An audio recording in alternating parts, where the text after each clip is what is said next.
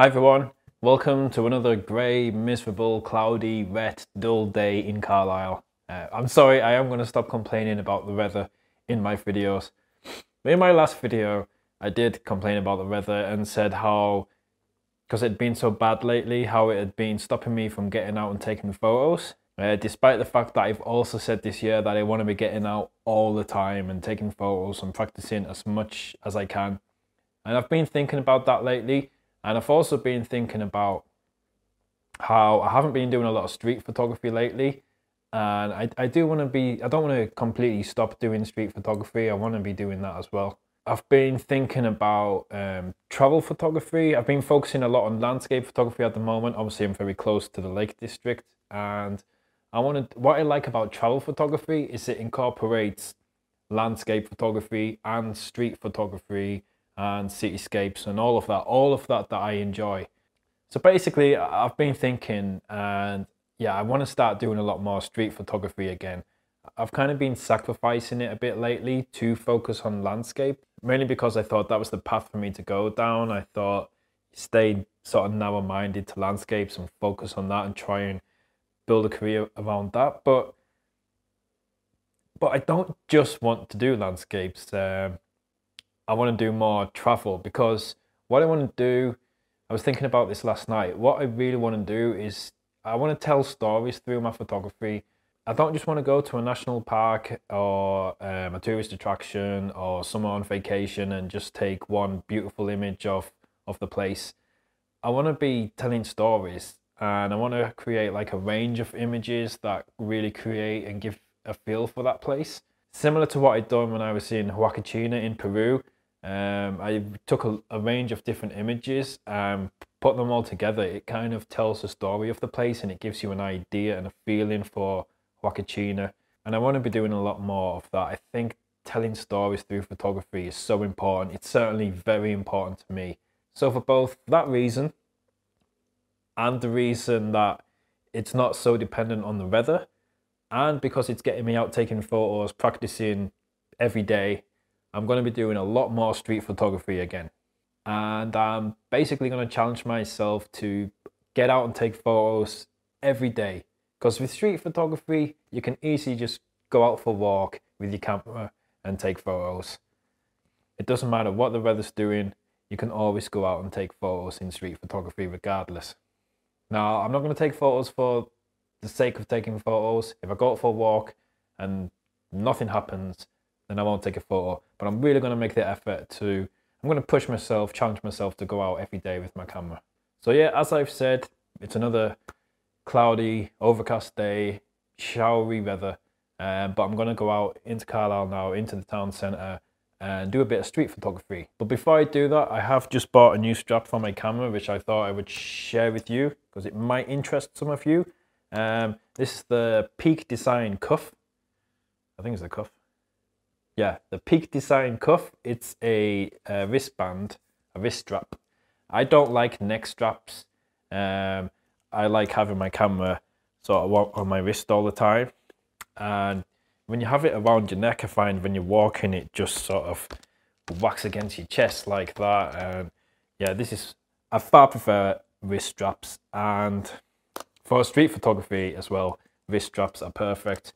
And being the Peak Design, as many of you will know, Peak Design, so they have the quick release. So I can just easily take it off. So if I'm doing landscape photography and I'm on my tripod, I can take that off. So what I didn't like about my old strap as well is when you're on a tripod and the strap's still there, it just gets in the way, and you run the risk of the wind blowing it, and you run the risk of getting camera shake if the wind is blowing the strap towards your camera. And also, if you're shooting low to the ground and maybe you're in some mud or some water, then your strap just gets dirty and wet. So yeah, quick release, so I can take it off when I'm on my tripod and doing landscapes, and then otherwise I have it on my wrist when I'm doing street photography, and it's just really handy. And I'm loving that a lot, like it a lot. You can also, when you take it off, you can also kind of wear it as a bracelet. I mean, Not that you would particularly, you know, wear it day to day as a bracelet, but it just sort of, whoops. So yeah, so it's got a magnet there, so you can wear it on your wrist like a bracelet.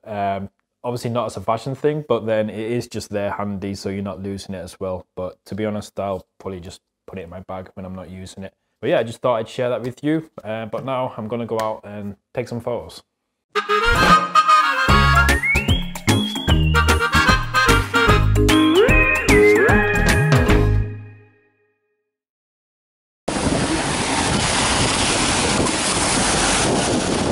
So here I am on the streets of Carlisle, and this is just round the corner from my flat, and this is sort of the main street that takes me in towards the town centre. Apologies for the kind of shaky, kind of undercover looking camera. When I'm doing street photography in these videos, it is quite fun to kind of give you my perspective so you can see what catches my eye and what I'm photographing. So I attached my action camera to my little monopod and then just put that in one of the little pockets on the little bag that I had with me. So it was very discreet, but the compromise is that there's quite a bit of movement as I'm walking around. I could have attached it to the strap on my bag with the dedicated mount that I have, but that would have been very, very obvious and would have got a lot of attention. And in street photography, obviously you want to kind of blend in and not be noticed. So yeah, hopefully this will just give you an insight into kind of what catches my eye and things and why I'm taking the photos that I'm taking. So first of all, I stopped here. First of all, if you see that British gas fan on the right, just the vibrant blue of that fan kind of caught my eye.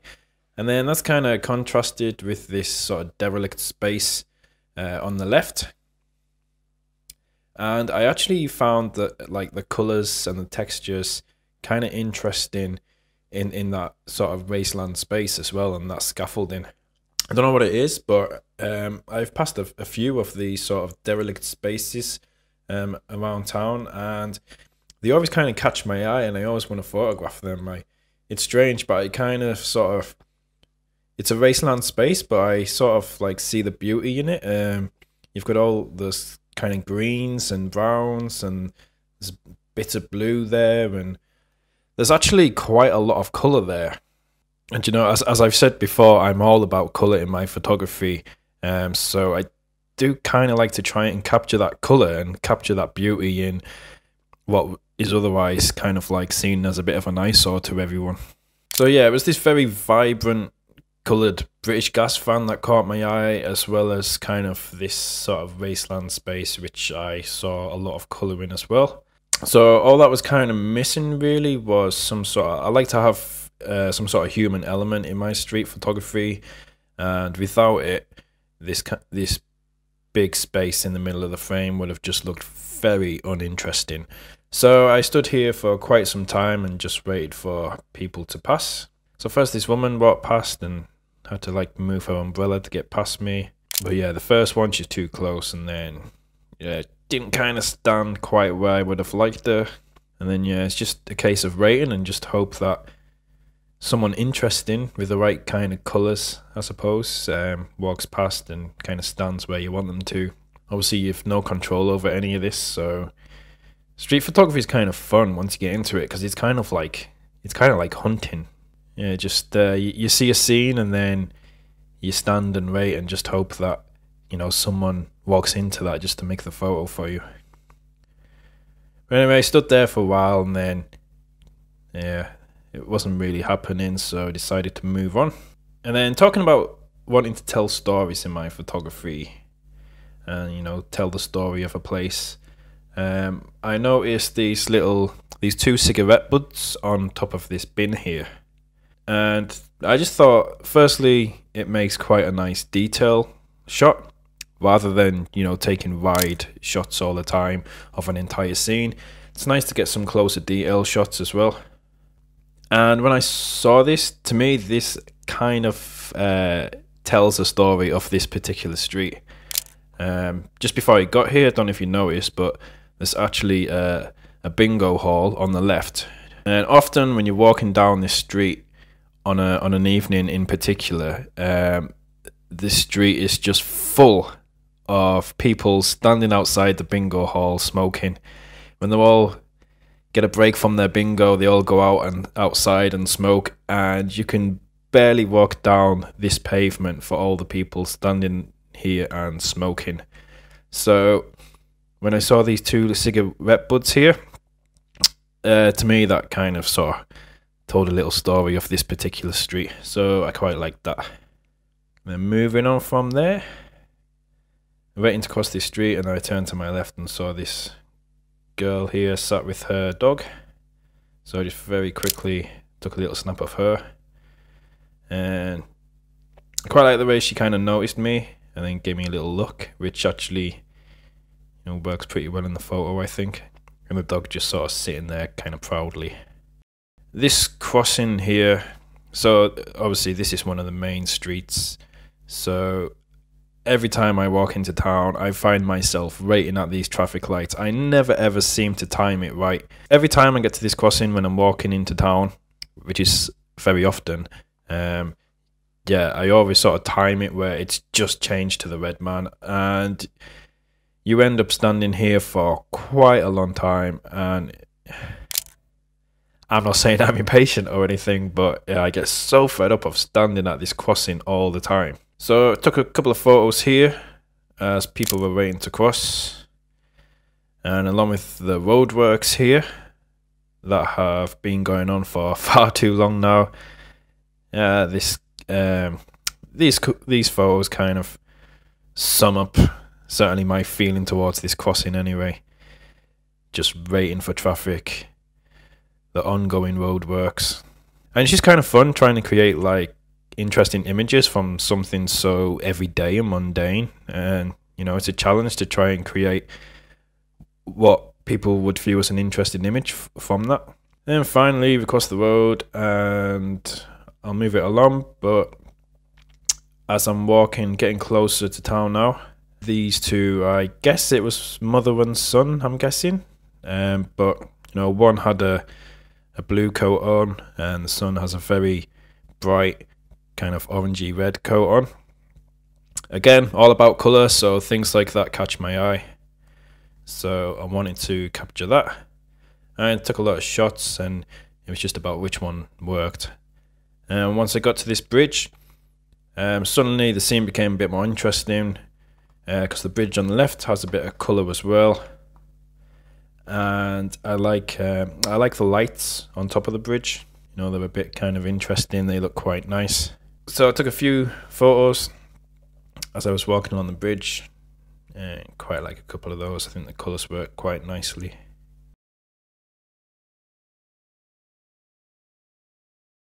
And then we get to yet more roadworks. You know, I've walked past all of this many times, and obviously generally it's just, I guess, it's kind of a nuisance first of all, and it's just obviously ugly. But yet, put a camera in your hand and suddenly this becomes interesting.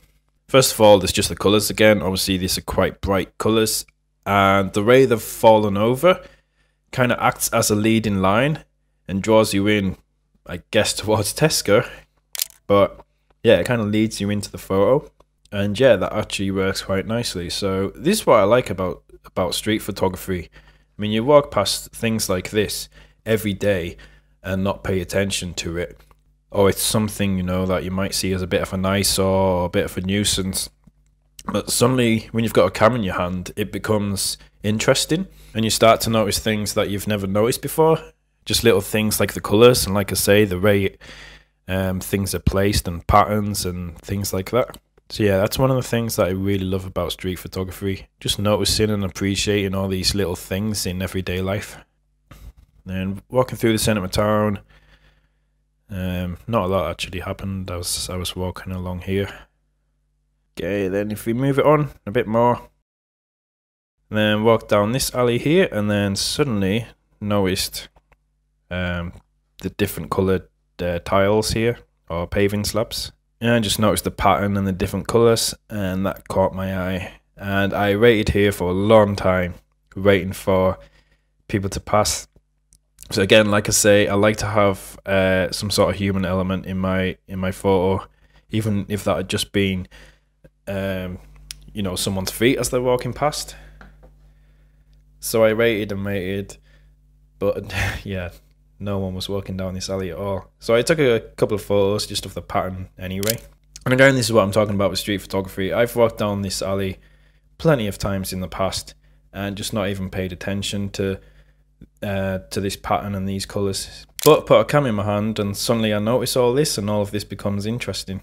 And that's basically it. But I just hope really that shows that certainly with street photography, you can just go out any time of day, no matter what the weather's doing, and yeah, you can always notice little things to photograph.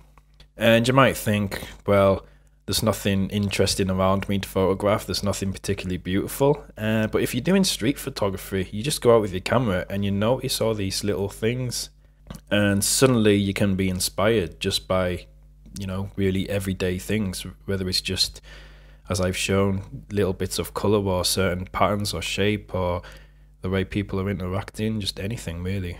And also I hope that showed just like a couple of examples there where, you know, I'm interested in trying to tell the stories about the place. I haven't been doing a lot of street photography lately, but yeah, I'm going to be doing a lot more of it from now on. And like I say, apart from anything else, it just gets me out taking photos every day.